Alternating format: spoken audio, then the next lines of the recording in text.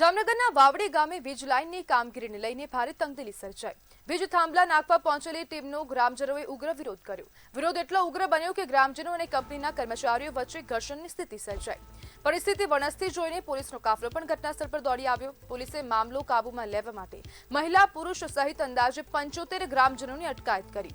જો કે અટકાયત બાદ ગામમાં રોષ વધુ ભભૂકી ઉઠ્યો છે। ગ્રામજનોનો વિરોધ શા માટે છે? વીજ લાઇન અને થાંભલા ક્યાંથી પસાર થવાના છે? શું ગ્રામજનોની કોઈ માંગણી કે વાંધો હતો? અને સૌથી મોટો સવાલ, શું આ કામગીરી પહેલા ગ્રામજનો સાથે યોગ્ય સંકલન કરવામાં આવ્યું હતું?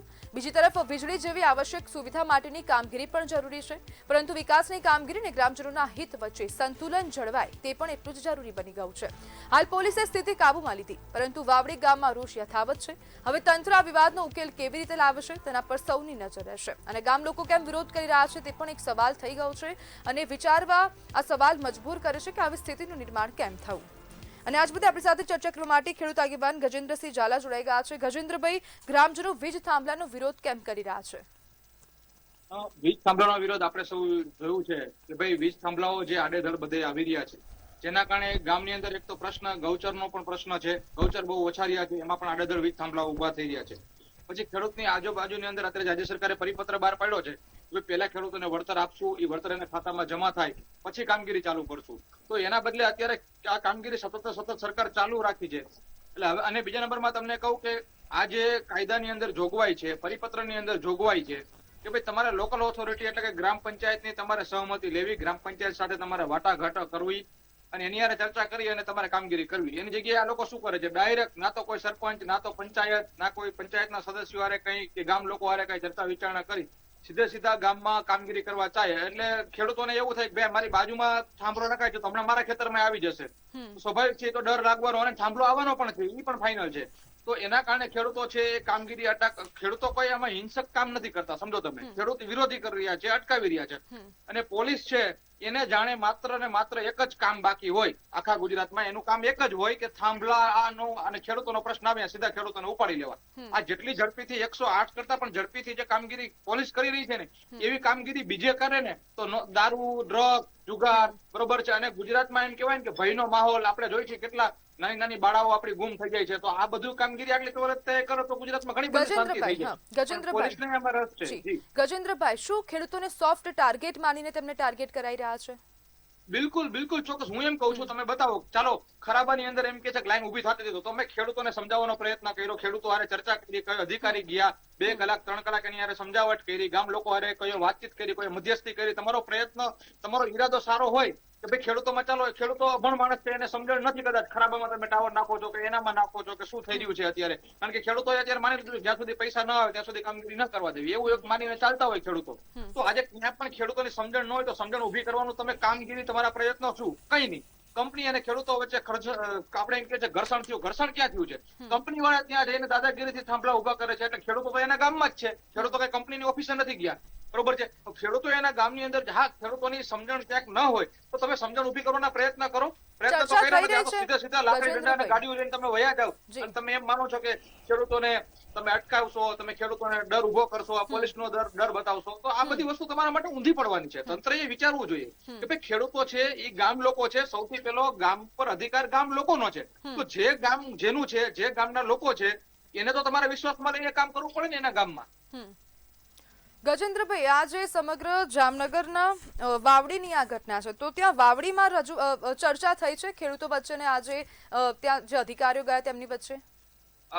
ત્યાં જે ખેડૂતો સાથે અત્યારે હું કોન્ટેક્ટ કરવાનો પ્રયત્ન કરી રહ્યો છું, કારણ કે આ ખૂબ એટલે ખૂબ નિંદનીય ઘટના છે। મેં જોયું કે ભાઈ મહિલાઓ અને ખેડૂતોની મહિલાઓ અને માતાઓને પણ ત્યાંથી છે ને ઉપાડી અને એ લોકોએ ડિટેન કર્યા છે, 75 જેટલા લોકોને। હવે એની ઉપર ગુનો નોંધો છે, શું કાર્યવાહી કરે છે જોવાની છે। હું તમને એમ કહું છું કે એ લોકોએ કોઈ નથી કાયદો હાથમાં લીધો, એ લોકો એમ આનો વાવડી વાળા લોકો છે ત્યાંથી જે કંપનીની લાઈન નીકળતી હોય એની ઓફિસે ગયા હોય તો એ ગુનામાં ગણાય। આ તો વાવડી ગામમાં કંપની આવે છે, તો એકવાર એને કોન્ફિડન્સમાં લેવા માટે હું એમ કહું છું, મામલતદાર છે, કલેક્ટર છે, ધારાસભ્ય છે, સંસદ સભ્ય છે, કંપનીના અધિકારીઓ છે, આને ગામને કોન્ફિડન્સમાં લેવા માટેના શું પ્રયત્ન કર્યા, ગામ સાથે શું વાટાઘાટો કરી। બીજા નંબરમાં આપણે ચોખ્ખો પરિપત્ર છે કે ભાઈ તમે વળતર ખાતામાં જમા થઈ જાય પછી તમારે કામગીરી કરવી। હવે તમે ગામમાં કામગીરી કરવા ગયા એટલે ગામના ખેડૂતોને દહેશત ઉભી થવાની, કે ભાઈ આ તો આપણે વળતર નથી આપ્યું, હજી આપણને કોઈ ઓર્ડર નથી આવ્યો, કાંઈ નથી, સીધા સીધા લોકો ગામમાં જીસીબી નેતા કરીને આવી ગયા, તો એક વાતાવરણ એવું ઊભું થાય, એ જાણી જોઈને આ લોકો ઊભું કરતા હોય છે વાતાવરણ. અને પછી જયારે ગામના લોકો એનો વિરોધ કરે તો સીધું પોલીસને બોલાવી ધાડા ઉતારીને આ રીતની વસ્તુ કરે છે. તો આ તો ખરેખર હું એમ કહું છું શાંતિ દોડવાનું કૃત્ય છે કંપની અને પોલીસનું.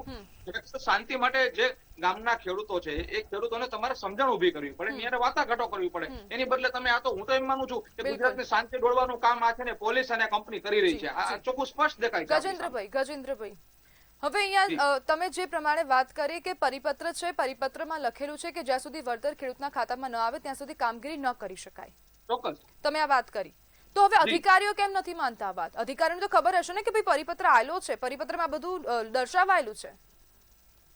તમારી વાત 100% સાચી મેડમ. અત્યારે એ નથી સમજાતું કે અધિકારીઓ છે ને એ સરકારના છે, કોઈ રાજકીય પક્ષના છે કે કોઈ કંપનીના છે, એ કેના માણસ છે ને એ નથી સમજાતું. અધિકારી અત્યારે પોતાની નૈતિકતા છે ને નેવે મૂકી અને છે કામ કરી રહ્યા છે. બરોબર છે. હું તમને એમ કહું છું કે અધિકારીની નૈતિક ફરજ શું આવે છે કે આજે ગામ પોલીસ અધિકારી ગયા ત્યાં હું એમ કહું છું કે સુરક્ષા અને બંદોબસ્ત જાળવવો એ પોલીસની ફરજ છે.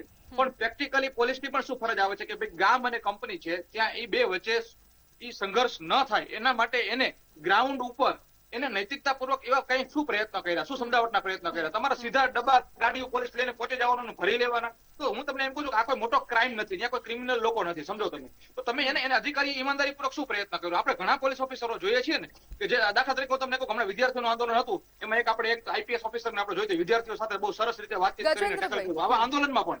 તો એવા ઓફિસર એવી રીતના પ્રયત્ન કરે તો સામે જે લોકો છે એ સમજવાના જ છે, તમે સમજો. પણ આ તો શું કરે છે ખબર છે? ત્યાં જઈને એટલે સીધા દંડા ગાડીઓ અને એક રૂઆબથી વાત કરવી એટલે શું થાય? ગામના લોકોને શું થાય? એનું અપમાન કરી નાખો સામેવાળા વ્યક્તિને તો શું થાય? શું તારીથી વાત કરો તમે, બરોબર છે, તમે બધાને ઉપાડી લ્યો એટલે શું થાય? વાતાવરણ તંગદિલ. હું તો એમ માનું છું કે આ ખરેખર જે પોલીસે જે આ તાત્કાલિક ગજેન્દ્રભાઈ, થોડા ટાઈમ પહેલા અમુક ખેડૂતોની બાઇટો આવી હતી કે ખેડૂતોએ એવું કીધું, એક ખેડૂતોએ બહુ સરસ વાત કરી કે અત્યારે જયારે મંત્રીઓને રજૂઆત કરવા જઈએ છે ને ત્યારે મંત્રી એવું કહે છે કે અમે સરકારમાં રજૂઆત કરીશું. આ મંત્રીઓ કોના? મંત્રી તો સરકારના છે, સરકારમાં કોને રજૂઆત કરશે? મંત્રીઓ ખુદ સરકાર નથી. જી એટલે એ જ વસ્તુ હું તમને કહું છું. ગુજરાતમાં તમે ધારાસભ્યને રજૂઆત કરો કે સંસદ સભ્યને રજૂઆત કરો કે મુખ્યમંત્રીને રજૂઆત કરો, આ બધા તમે વિચાર તો કરો એ બિચારા બાપડાઓનું શું ચાલે. આપણે સૌ જાણીએ છીએ, આ કઈ વાત સારી લગાડવાની વાત નથી, ખુલ્લી વસ્તુ છે કે આજે મુખ્યમંત્રી પાસે પાવર શું છે નિર્ણય લેવાનો બાબતમાં? મને કહો તમે. એને પોતાનો બંધારણીય રીતે પાવર છે પણ એનો ખરેખર ઉપયોગ કરી શકવાની એનામાં હિંમત અને એમને છૂટ છે ખરી? એવી રીતે કૃષિ મંત્રીનું તમે લઈ લો, કૃષિ મંત્રી પાસે એક તો જ્ઞાન નથી. બીજી વસ્તુ, કૃષિ મંત્રી જે છે એની પાસે કંઈ પણ આ બાબતમાં હું એમ કહું છું સ્ટેટમેન્ટ આપવાનું કે ટીવી મીડિયામાં જોડાવાનું એની પાસે પાવર અધિકાર કે હિંમત છે ખરી?